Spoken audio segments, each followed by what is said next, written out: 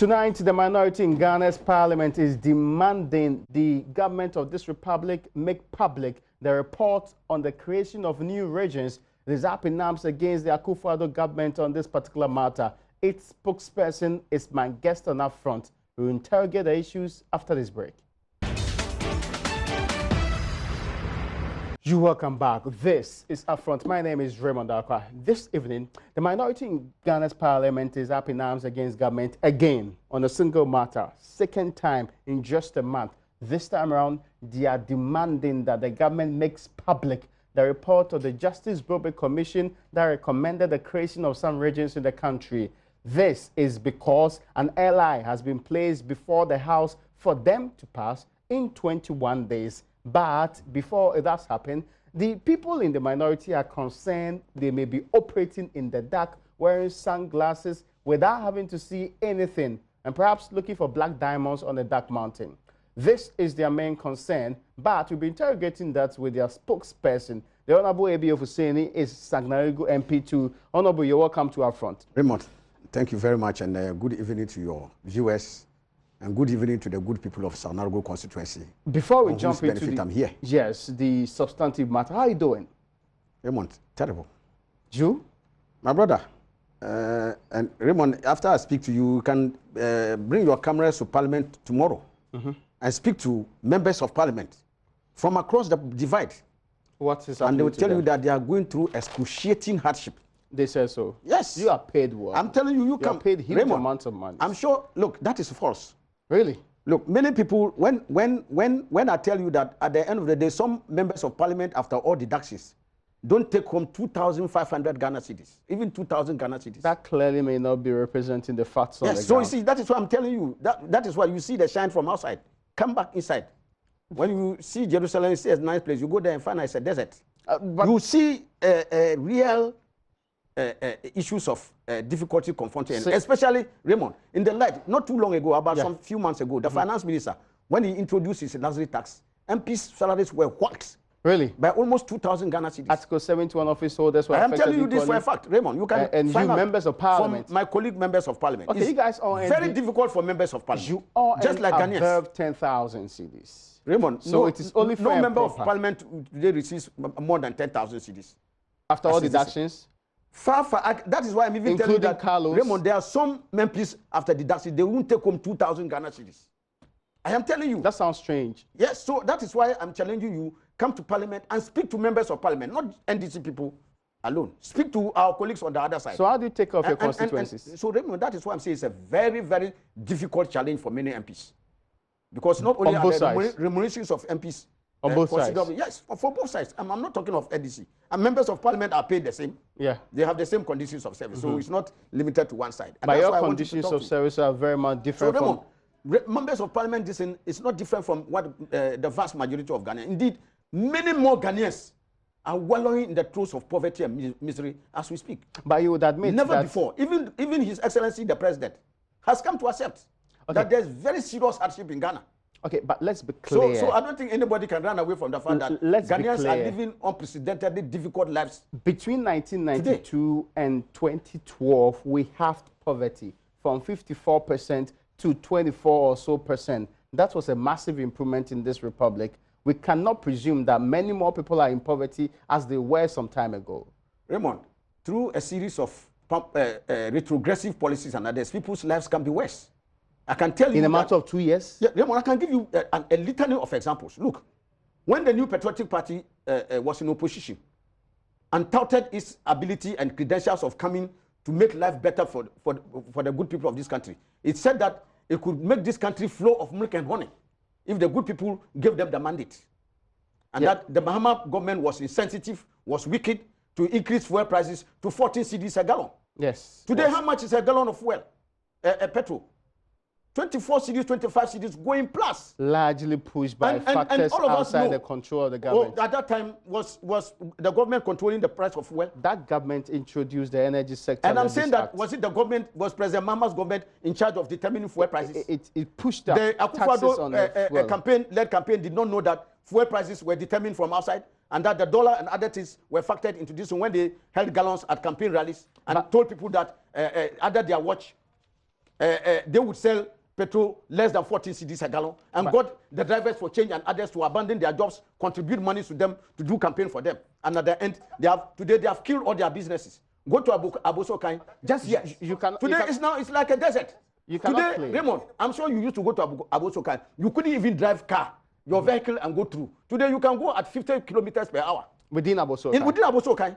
It's like a desert. There have been a lot of businesses have collapsed. When was the last time you went there? I'm telling you, Raymond, I went there. I'm talking to you. When we in the NDC say that this thing is a mill, we are holding it by the balls. And so I'm telling you, as a matter of fact, go there and see. They themselves are crying down that even after all the money they contributed to this government, they have ruined their businesses. My question directly is, when was the last time you went there? I'm telling you that I was there not too long, about last month. I went there. Last month? Yes. And the people have abandoned the place? I'm saying that it's like, if you go, you recognize, which it's not like what it was before. Which did you go to? Which section, specific section? Look, when you just turn from the roundabout, there's a first turning on your right. That is one of the busiest roads in there. Go there today and see what happens. Raymond. And to you, that's the clearest and I'm just giving you, Raymond, you go through the level of job losses that you have. Banks, business, even in the media. Yesterday I was reading that just Metro TV. They have shed 45 jobs of our colleagues. Job losses. I am sure here. It will come here. You will hear. No, this place there is. Okay, maybe your management is humanitarian and sympathetic. But meaning, you have seen Dr. Industry. They have thrown a lot of people out of work. The media. I'll come to the media because TV3, go to all the other places. The media house, they are shedding jobs. I'll come to the media because so if you see job losses, it is estimated that about 1.2 million jobs have been lost under the watch of this government. How do you do this estimation? There are social NGO groups who are compiling data on this. Which group is stipulating that 1.2 million lost? There's this group one, NSS, which said which said that it had done some survey and an estimated 1.2. No national service. I can't get the full acronym from you, but it's being on social media. Have you seen the yes, and they're saying 1.2 million. But I can tell you, Raymond, I'm just giving you examples of job losses. Go to the Tema Enclave. Yeah. Okay, so you see a number of manufacturing. So you are moving away from this 1.2 million. Raymond, I'm not moving away. I'm just giving you examples. No basis for it. I'm authenticating it. I'm proving to you job losses. I just mentioned some of the job losses. You don't know the name of the company that gave you this figure. The banks alone, it's estimated that about 7,500 jobs have been lost by the collapse of banks alone. The 7 banks. Other private sector businesses. Add the media that we are talking about. Add other areas of job losses. And you will not be far from those who are making those. Look, why is Raymond, I am not saying it here. Sorry, why is the largest number? My chairman, the chairman of my committee, Honorable Kennedy Japan, has indicated, he said it and it's in the public domain, that he went to the Tema Enclave and he was shocked. Just a lot of the businesses have shut down and thrown their people out of work. Why is the largest? I'm not the one saying it. He's not an NDC man. He's an MPP man. Why is the largest loss of job in this particular country today? I'm saying it's in the private sector. Yes. Businesses that are collapsing every day. I just even told you. And they are estimated to be Raymond, I am challenging you. Go to Abosokai and speak to them. So the largest. A lot of them today are just sitting down idly. They are not able to do any work. Some of them even have their goods at the port. They cannot clear because of exorbitant port charges. This is the same thing the MPP said before coming to power. Yes, that is what they said. No. And they have made just like it just makes it usual that I hear politicians complain about job because losses. under our watch. Under the watch of His Excellency President John Dramani Mahama in the NDC, they did not have this exorbitant killer taxes that this government is imposing. Which class taxes are you talking about? Go and read the MPP's manifesto. Sorry, which class taxes are you talking about? So many taxes. Specifically what? Look, if you go the duties they have to pay at the port to clear their goods. That's a tax? Oh, the taxes, area of taxes. So sorry. VAT. They have always paid duties in this country. Look, they have increased. Those things have gone up. VAT. Look, even today, VAT. It's gotten so bad that even the last bastion of freedom that we had to talk, today even the talk tax has gone up. Communication service tax? It has gone up. They have converted the 2.5 national health insurance and then 2.5 get fund into flat levies. Yes, but that was done. Which has resulted in extra costs, which the telcos are passing on to this. And I don't blame the telcos. The telcos are in business to make profit. So they are passing tax has not gone up. I'm saying that communication service tax has not gone up. The value is the same. Raymond, no, it is not about which tax has gone up. Yes. The end result is that taxes have gone up. Whether it is communication tax or whichever, taxes have gone up. And it is more expensive today to talk under President Nana Akufo-Addo than it was to talk under President Mahama. That is the example that I'm telling you, that look throughout the gamut of taxes. This is a government that preached in its manifesto. Go and read the MPP manifesto. They say, you are in parliament. Change, an agenda for jobs. that they are going to move this country from taxation to production. Oh, no, but I need to ask Since they came, taxes have rather gone up more than any other forgive thing. me. So what are they talking about? You've made a taxes point. Now, November 1 was supposed to be implementation date for these taxes which were taken from the VAT and made to stand alone and be direct taxes. Were they implemented? They have implemented. Oh, haven't you Were received? they implemented? Yes, I have received. On your phone? On my phone. Yes. From the Chamber of Telecoms telling me that the distances have gone up. The Parliament of the Republic of Ghana, which specific date were you giving for the implementation of these taxes? Mindful of the fact that you are in the Communication Committee. Parliament passed that in. I was in Parliament. I know. Indeed, I spoke on the floor. What was the effective date for it? The effective date is not given by Parliament. Let me tell you what happened. When the finance minister came for his mid-year budget, you can recall that even before the finance minister came, we in the minority had held a round table and indicated to the good people of this country that this government was coming to offload more taxes and increase the burden of Ghanaians. You said that they will increase VAT. They didn't increase We said VAT. that they will increase. Our general, the tenor of our argument was that there will be new tax increases. Nice tenor, not specifics. We said there will be new tax increases, and that is what came to pass. You said there will be VAT. Raymond, if we said there will be VAT, and we said that there will be tax increases. That is when the minister addressed your mind to stop taking economic policy from social media. Argument, where we did indicate that there may be a possibility of VAT increases, but that there will be general tax increases. That was the tenor of our argument. That's also what you said. Yes. I see. And we still have our press statement. So we indicated that there will be tax increases. The government came and denied that not a single tax had been increased. Today we have been vindicated. Which increased tax ought to be reduced? Which increased tax ought to be reduced? There are a gamut of taxes. Look, for instance, this national stabilization levy, which should have expired in 2017. If the NDC were power, it would have been taken off. Because it was instituted for a specific period when oil prices had shot up. Not reduced. And we needed to... We said they should eliminate it, not reduce it. If you reduce something is 100%, you take away 7%. It's like a pinprick on the back of an elephant. We have not done anything.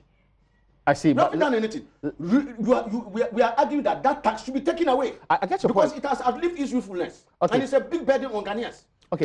Can you know that, for instance, Raymond, if you take away that tax, it's almost 3 cedis. If you take it away from the petroleum price buildup, you can sell petrol cheaper to Ghanaians and bring down the cost of living than what it is. Government should have the courage to remove that. It was one of the taxes they described as obnoxious taxes. Okay.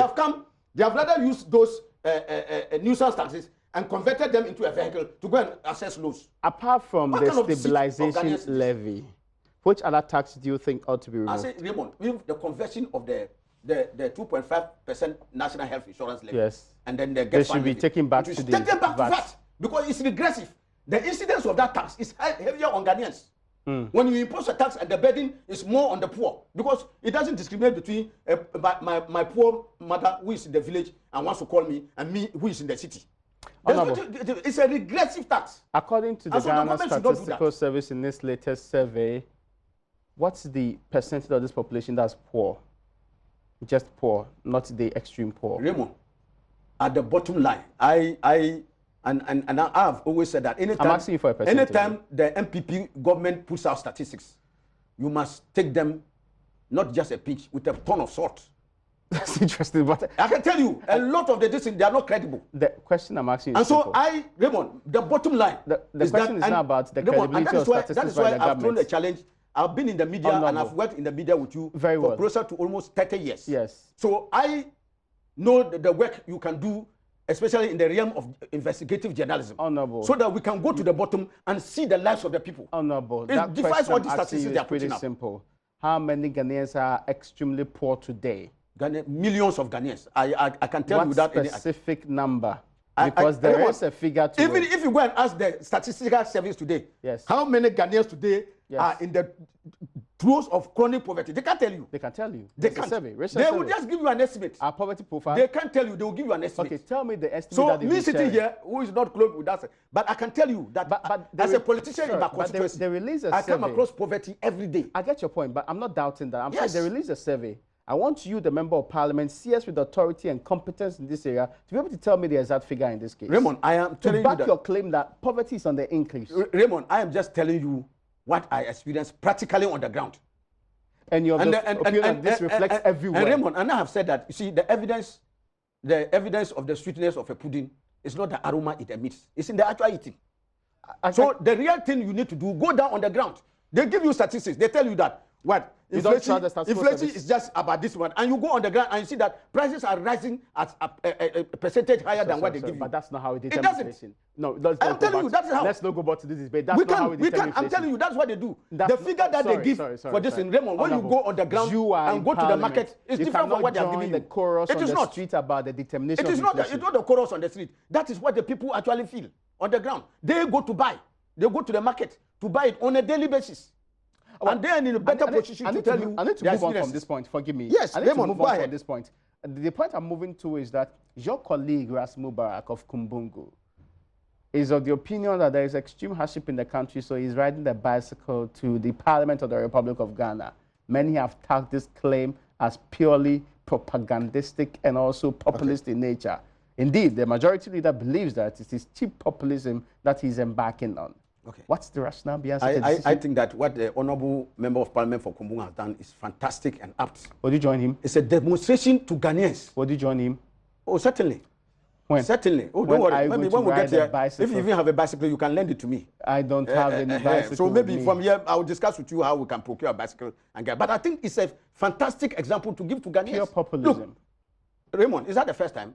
You remember even Kenke has ever been brought to the Parliament of Yes, I know, yes. Parliament. Kenke, somebody brought Kenke. Yeah, I know. What was it? It was to demonstrate to Ghanaians symbolism. Hardship. That symbolism of hardship that Ghanaians go through. Okay. So that's what the Member of Parliament is doing is telling the hardship Ghanaians go. Look, Raymond, one of the people who joined the MPP in their campaign, Drivers for Change.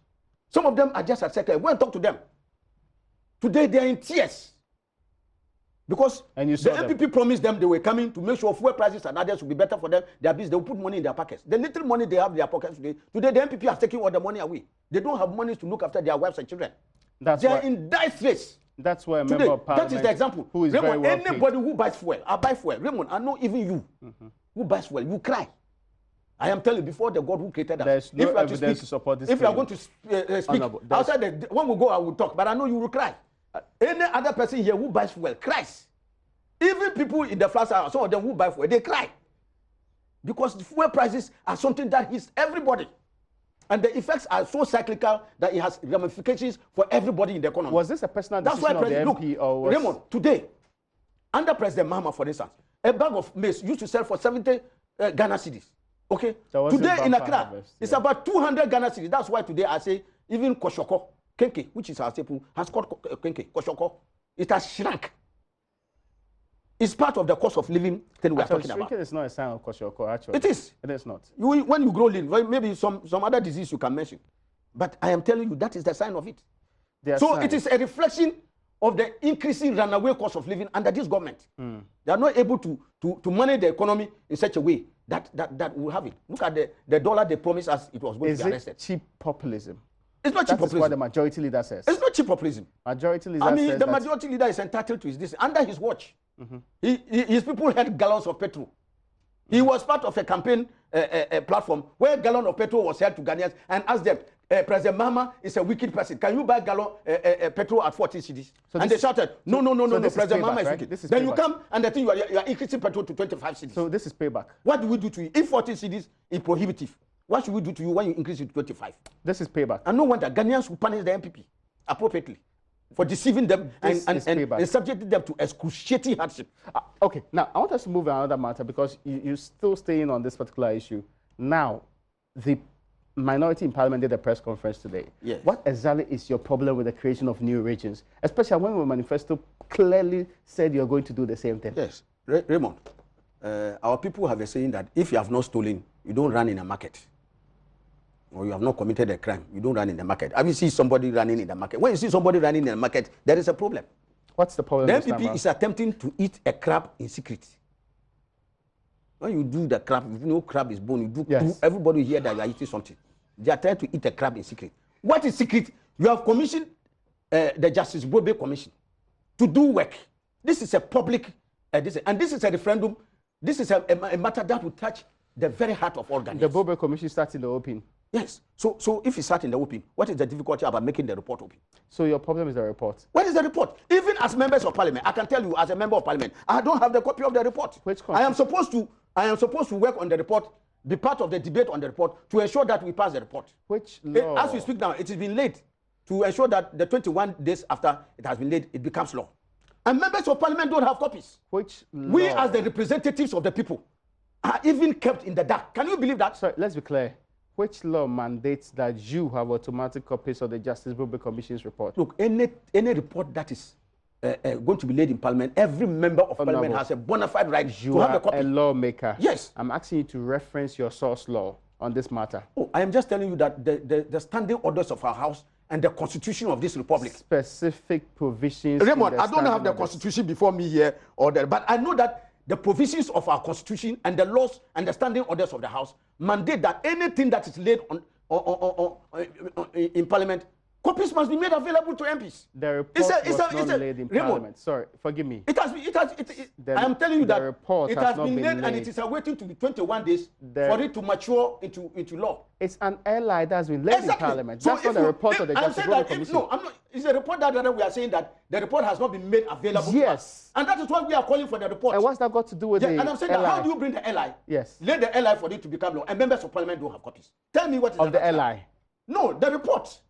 Okay, so the report is what you believe. The LI speaks to the LI speaks to the report. Yes. So how come that if I, as a member of parliament, I want to interrogate issues in the report, on what basis am I going to do it when I don't have copies of the report? And Raymond, just tell me, what is the rational basis for preventing members of parliament from getting copies? It looks like the NDC is afraid of the creation of the regions by the NPP. Oh, Raymond, you directly put it. And our minority leader today, Honorable Haruna Disu, at the very outset indicated that the NDC, even in our manifesto, we gave a commitment that we will create regions. So we are not in principle. We have made it very clear that in principle we are not opposed to the creation of regions. Okay. But Raymond, how you do it is what we are contesting. So now Article 5.4 says that where the Commission of Inquiry finds that there is a need and a substantial demand for the creation, alteration, or merger of regions, it shall recommend to the President that a referendum be held, specifying the issues to be determined by the referendum and the places where the referendum shall be held. There's nowhere in this provision under Article 5 that stipulates that you deserve a copy of the report. Raymond, do they have to include here that they have to give parliament copies? It's not. If you are bringing the issue before parliament, even without being told, every reasonable person knows that even any institution that is bringing any report and others to be laid before parliament will of necessity have to make copies available to members of parliament. Is that all your problems? Where are they hiding it from parliament? Is that all the problem? That is why I told you that. Sorry, is that all the problem? If you have been stolen, why are you running in a market? Is that all the problem you have? If there's nothing to what does government have to hide? Have you made this demand to your leadership? Members of the leadership has actually asked for copies to be made available. As on the majority side too. And even the majority leader is claiming that he doesn't even have copies. How about the Speaker of the Parliament? So that is absurd. And Parliament. Sorry. I want you to understand that Parliament is an equal. Is on an equal footing with the executive as far as the partnership in governance is concerned. Okay, there are three organs of government and they are co-equals I just want to understand. In all spheres of endeavor. So what prevented you from just demanding this particular report without doing a press conference to show that there is some grave mistake happening? When the bandicoot comes out of his hole in daylight, there's something that has disturbed it. What is disturbing you? They have refused. You've asked for this report? Consistently to make it You've asked for this report? We have asked for this time and again. When did you ask for this report? As long as it has taken. Is it on the floor of Parliament? Raymond, you can recall, even you recall that we had the first press conference. Yes, that's what I'm saying, that just repeating press conference on this matter. Interestingly, I addressed that press conference. Yes, you were of the considered. And I indicated at that time that they wanted to go and do something untoward in the northern region to annex territories that are not part of the areas they want to create and force them to go into that. You accuse government of seeking to use political means to alter some of these boundaries. Exactly, that is what they are doing. You extended it to ethnocentrism in this particular case. No, look, if there's any ethnocentrism, go and rather put it at the doors of government. That is what they are doing. That's an allegation that you put forward. To create on some of these bases is not untenable. Let us be very factual and speak the truth as Ghanaians. Which region has been created on ethnic basis?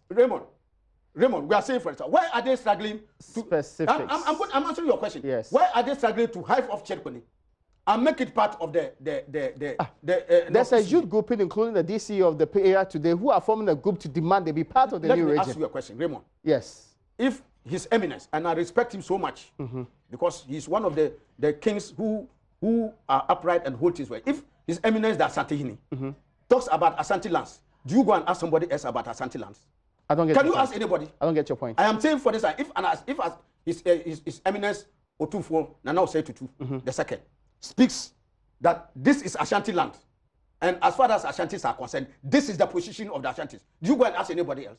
Sorry, I'm unclear, Mama, what you mean by that. I am just saying that I am telling you that chief you are saying that Cheponi youth and others have gone. And who are the youth? And the district chief executive. And the district chief executive. Who is the district chief executive? You think when Otufo has spoken, a district chief executive can come and point his finger at Otufo and tell him that what they say is not right?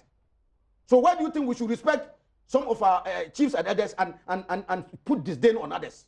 When the Cheponi chief has spoken, you are talking about a district chief executive. Who is the district chief executive? It only shows what role does he have in determining the lands of the people? The chief is the custodian of the lands. It only means the district chief executive has nothing to do with lands.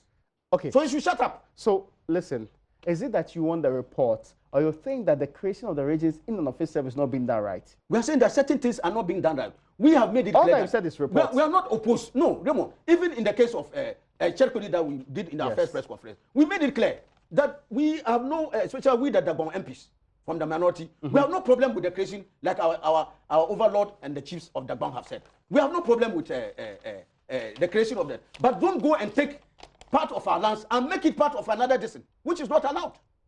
And so let us be very clear in our minds. We are not opposed to any creation of regions, like our minority leader made explicitly clear today. But how it is being done, and the fact that certain things are being hidden. Why does government, what does government have to do by hiding those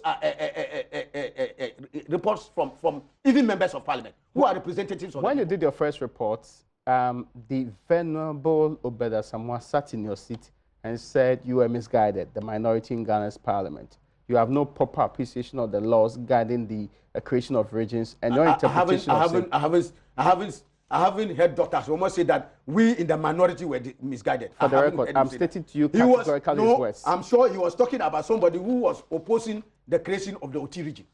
The minority's position, the minority has not made that categorical pronouncement. He mentioned the name of the minority leader.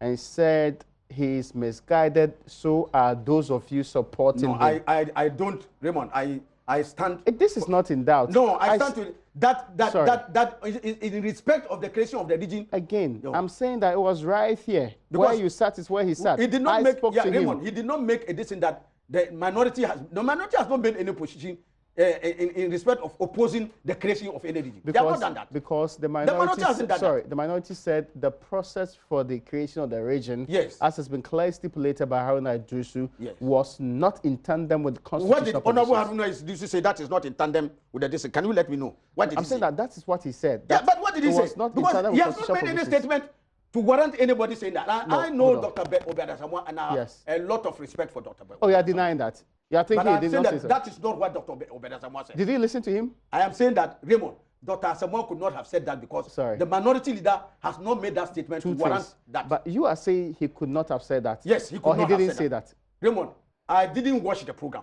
Yes. And to be fair, you are not in fair to you, Raymond, yes, I cannot you are not in any but I'm saying that he to could not have said that and referred it to the minority leader because the minority leader has not made such a statement. So you in the minority, you are not misguided on the matter? At all, not in the list. You are not in the list. You are not improperly schooled on the matter. We are rather planning to properly school government on what it should do. That is why we issued this press statement today. Would the NSU lose anything if the regions are created? But we told you that we are not against the creation of the regions. Obeda Samoa told me here that when you create regions, like they did in Upper West, when you create regions, you benefit from it. Raymond, we have not indicated anywhere. For the record, and I said it from the outset forgive me. That from our press conference from the very outset. Can you let me make this point? Yes. I'm saying that Dr. Obeda Samoa says when you create regions, you benefit from it. So it should never be in your interest to put impediments in the way of government in the quest to create regions. Who has put impediments? But today you are demanding a report. Tomorrow you are saying that if you demand a report, so since when in our democracy? Tomorrow you are saying that it is shocking. There are other reasons why the report should not be. A government that touts its credentials, yes, they call themselves consummate Democrats. Yes. And a demand for a document is an impediment. I can't believe that. Is that where our governors are? How many press conferences have you done within a month on this matter? There is a report. Give me a copy of the report, and that is an impediment. If government goes ahead, these people taking our democracy? If government goes ahead, which is more likely going to be the case, what can you do? Raymond, as an opposition party, we have an array of avenues open to us. Like? Oh, Raymond, we have legal, constitutional You've not thought of it. Parliamentary. There's no There roadmap. are many things that we You've can. not thought of how you're going to engage going forward. I'm saying that we have an array, and I can sit here. I'm not the leader of the minority. We have a minority leader. As and when the leadership thinks that it is necessary for certain steps to be taken, they will call all of us and we'll rally behind our leadership. But I can tell you that it is a legitimate demand. It is nowhere near an attempt to frustrate anybody. We are simply asking for a report. How harmful is it to give a report, which you say is there? But is last it question harmful? Before you go, how many times to the representatives how of the many people? times have you in the minority done press conference on the right to information bill? Why? Even it was. This is a simple question. How many times yes, have we done press conference? First? Yes. We are members of parliament and we are seeking the passage of the decision. Me. You don't need to do a press conference on that. Oh, really? Yes. Because we are currently working to ensure that thing, as I speak to you today, even before we left, we sat up to almost 3:30. The Honorable Bagwin was in the chair. I'm getting your point. On amendments to the right to information. So we are working on to make sure that important piece. And I know that it's an important piece of legislation to pass it. So the pace is fantastic. It will pass it by the grace of God. As it's moving, it's okay. By the grace of God, we'll pass it. All of the talks about KTM and all of those. Inshallah, I am confident that there is sufficient energy in the House and among MPs to get that piece of legislation before November 15.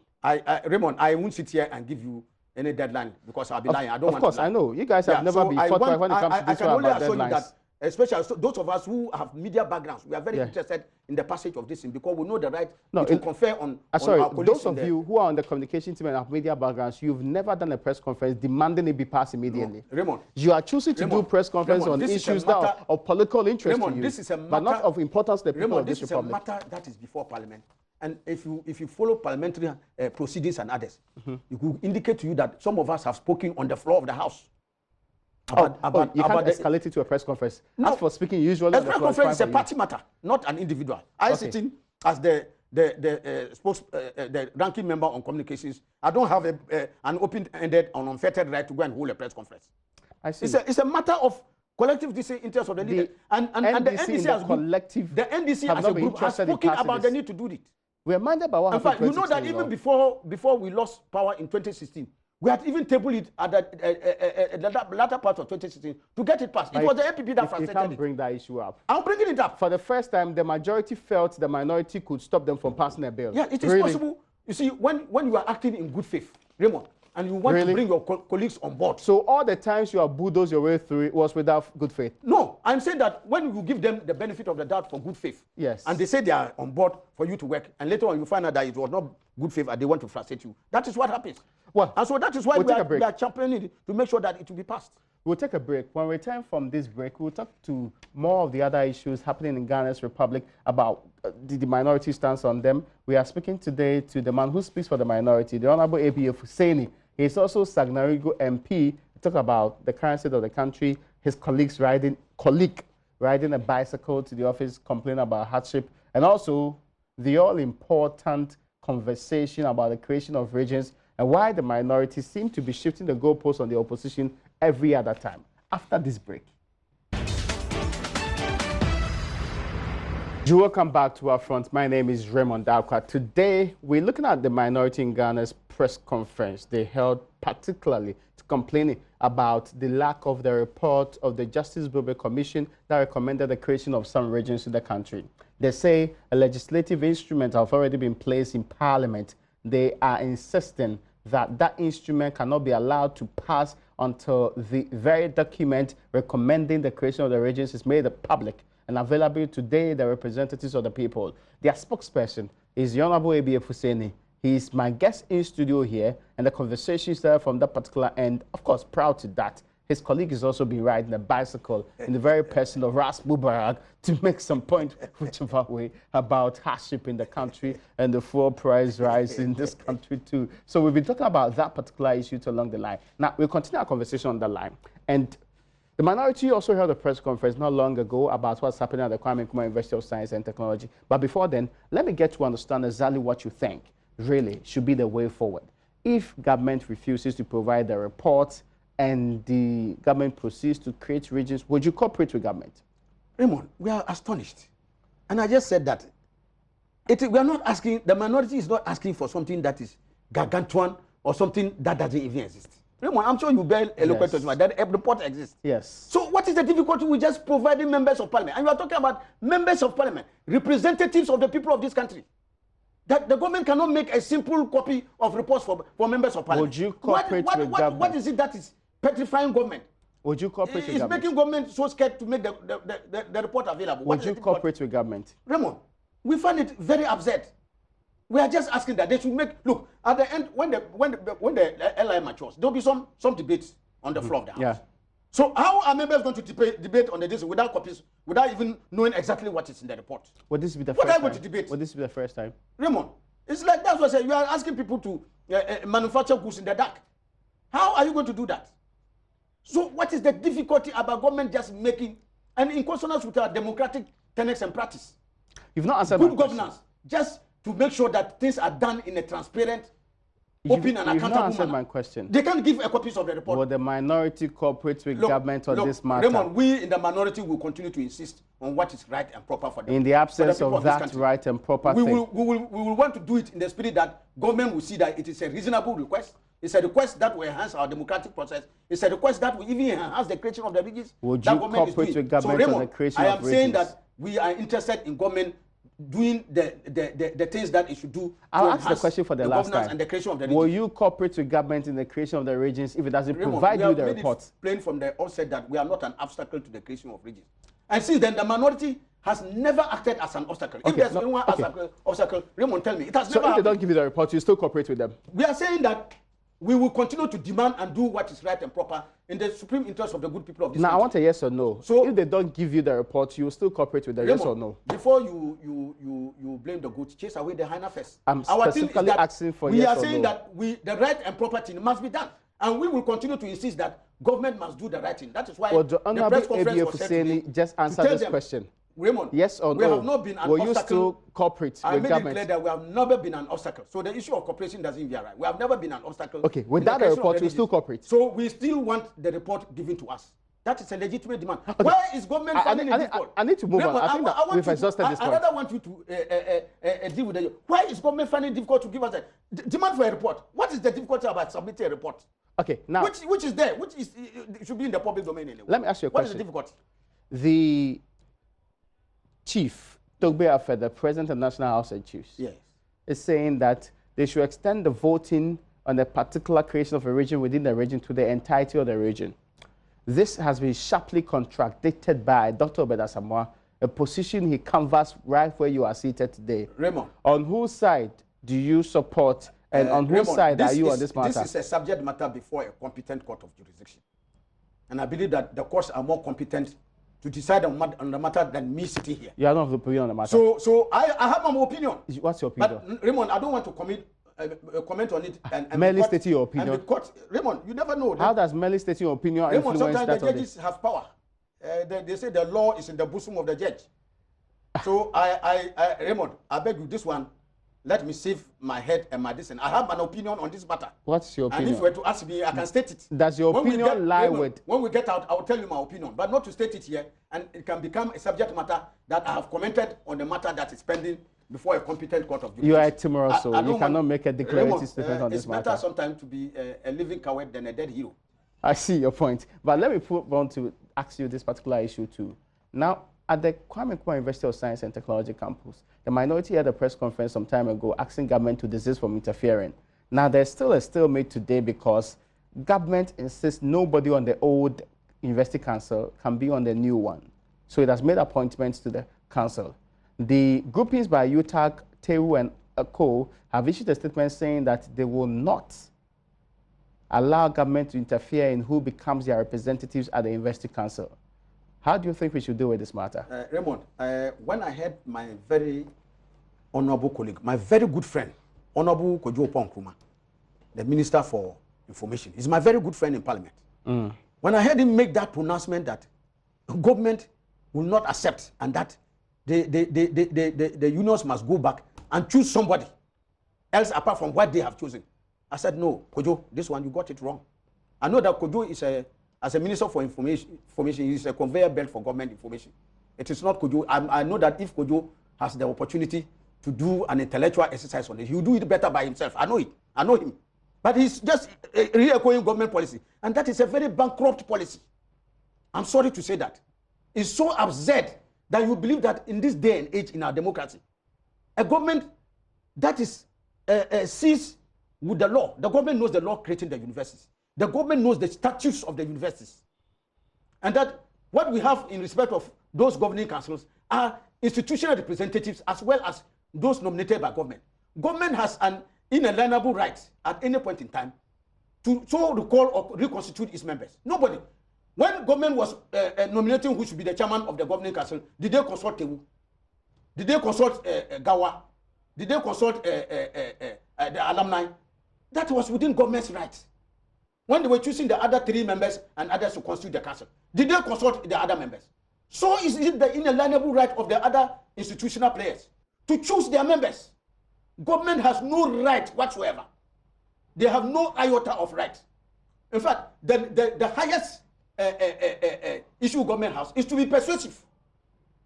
Government's authority in this matter is of persuasive effect and not legal. Government has no locus. It has not single. In fact, government has no toe. No, I'm not talking of a leg. So government doesn't even have a toe to stand on this matter. So government cannot arrogate to itself the right to deter the institutional representatives for this other body. The government has no such right. And so I think that I want to salute Tewu and salute all the other disciplines to stand firm. Indeed, the very time they back down on this intransigent position government is taking, that they would have sacrificed the academic freedom that we have in our universities. And today, University of Kwame Nkrumah University of Science and Technology, they will go to Legon. They will go to UTS. They will go to the other places. They went to Winneba and accomplish, did a fait accompli. And you saw what the Supreme Court ruled on. So I am saying that all these other institutions should stand firm.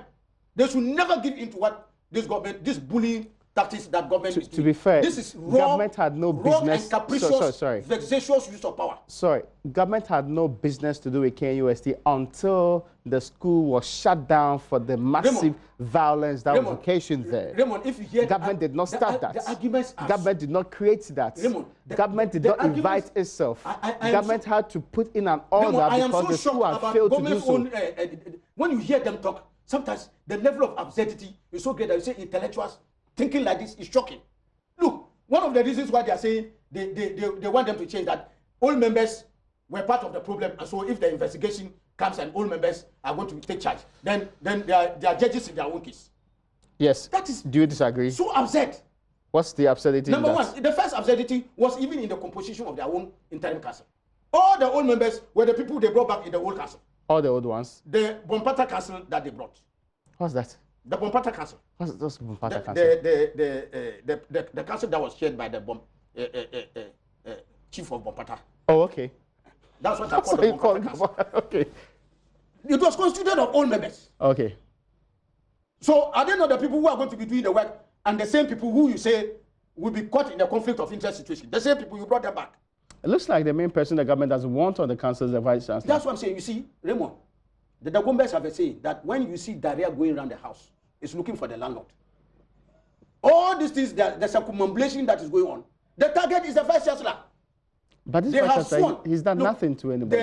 The national youth organizer of the MPP, Nana Bwachi, popularly called Nana B, put it on air openly that in a matter of weeks, that's about a month ago, that in a matter of weeks, the vice chancellor, Professor Obri Danso, will be in history. That they will uproot him. But he has no capacity. That they will uproot him like cassava. He has no capacity to determine that. You see, when the mudfish tells you that the crocodile has belly ache, you cannot disabuse. You cannot deny it because they live together in the same water. This is a leading functionary of the MPP, and he comes to tell you these are things they rehearse at the level of government. Some of them even have opportunities of attending cabinet meetings. So when they come and they tell you that this is what they are going to do, my brother Raymond, if you hear the howling of a hyena in your neighborhood and a goat gets missing, don't ask who caught it. It's clear. If he tells us that Professor Dansu will be in history, and we see moves being made to uproot the vice chancellor, should we be lost as to who is doing that? Why would government want to dictate to Tewu who should be their representative? Sorry, but shouldn't UTAG or any of these representatives go to court to demand that the right thing be done. Raymond, should we be going to court on matters of common sense? This is common sensical. Yet it's become a problem there. Me and you yes, are not. Is the reason why students are not in school? Me and you who are not. Yet it's the yes. So the government should back down. And I'm saying in all this. Why can't the leadership for the student if they're insisting also? On old master, can they remove that? So what's preventing UTAG from backing down? Let me ask you, Raymond. Let me ask you one question. They don't want old members. What are they going to do with the chancellor? His Eminence, the King of Ashanti, Nana Otufo. He can't be affected by this. Obviously. Why? Is he not an old member? Clearly, I mean, yes, he's a member of the council. So what? Nobody in Kumasi today can remove the chancellor. From so you see the double standards and the double speak that is coming from them. But they have not touched them. It's double speak. If your argument is that no old person should be there, no old person should be there. That is your argument. The chancellor has no role directly in the affairs that led to the incident. They have so messed up that it's Nana Otufo who is trying to solve the problem. Yes. Even before that, Nana Otufo had called a meeting as chancellor of the university to find a way to resolve the matter. So they decided to sidestep him. When they decided to sidestep him, they created this mess. They hit a brick wall before they are going back to plead with Nana Otufo to come and solve the problem. So I am saying that they should back off. Look, government should eat humble pie. Okay? They should eschew the arrogance and the stiff-neckedness that they are displaying in this matter. They should eat humble pie, come down and leave the matter with the chancellor to solve. The chancellor has already indicated that he is setting up a 3-member committee. It is not the university administration that will investigate the matter. They are setting up an independent body and to what investigate. Will be the locus of this if the council is not present, who will go and give evidence? The students will have to go and give evidence. The XRC will be there. All the other bodies will go and give. If the current council members are not in place, how will they give evidence? In what capacity? So Nana Otufo has already given an indication of how the problem can be solved. And I'm sure if they listen, this one within 24 hours, it can be resolved. It will be resolved. But government is steeped in a certain degree of arrogance that we have power. And because we have power, you should be listening to us. Should Parliament step into the matter? I mean, trying to ride rough shot. Should Parliament step into the matter? Why should government be doing that? Should Parliament step into the matter? I think that now Parliament is in session. It's a matter we will take up. Because I think this government is holding students to ransom.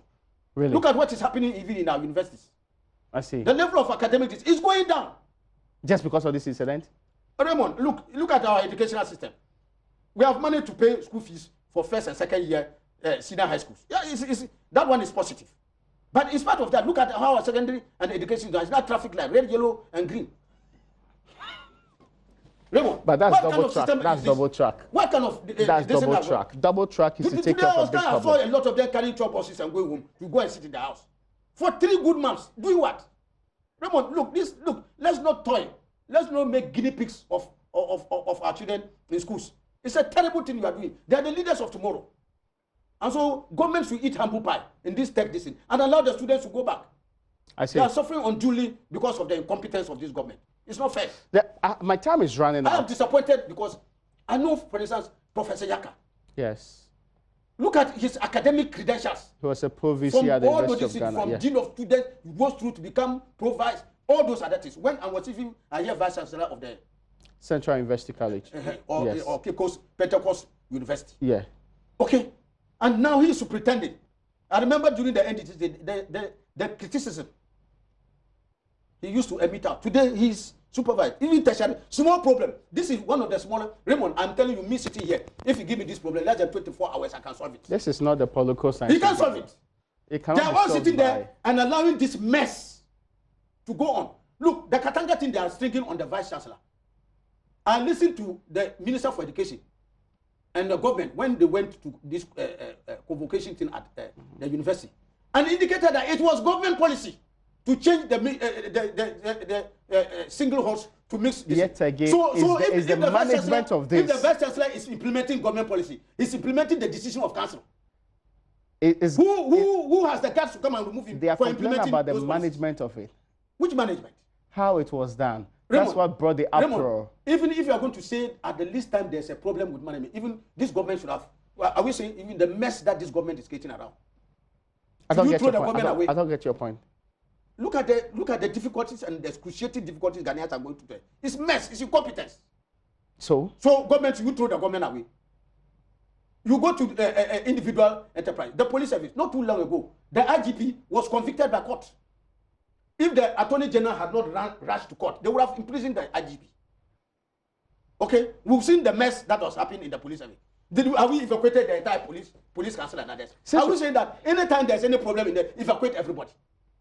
And the universities have a method for resolving because of the semi-autonomy the universities enjoy. Let us let those statutes of the university ask your work. colleague in Parliament to drag the Minister of Education before you on this matter? No, it's a very crucial matter. And Raymond, I can assure you that this is a matter Parliament will take up, especially we in the minority. When? We have issued a press conference. Raymond, I can tell you that even after I leave here, I will emphasize the seriousness of the matter again with the leadership. And I'm sure the leadership is even aware for an appropriate forum to be taken. Now that Parliament just resumed.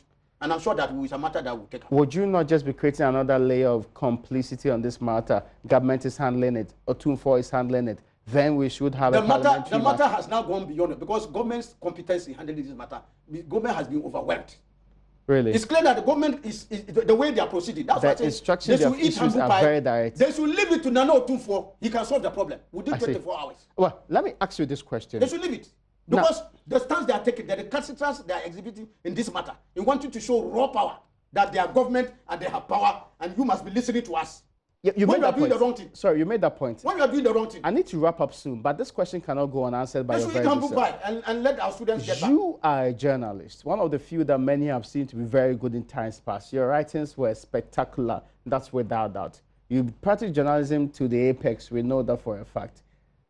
Some of your old colleagues are now being harassed and beaten. The latest one is our very own colleague who was slapped heavily with a hefty slap by a member of the security team of former President John Dramani Mahama.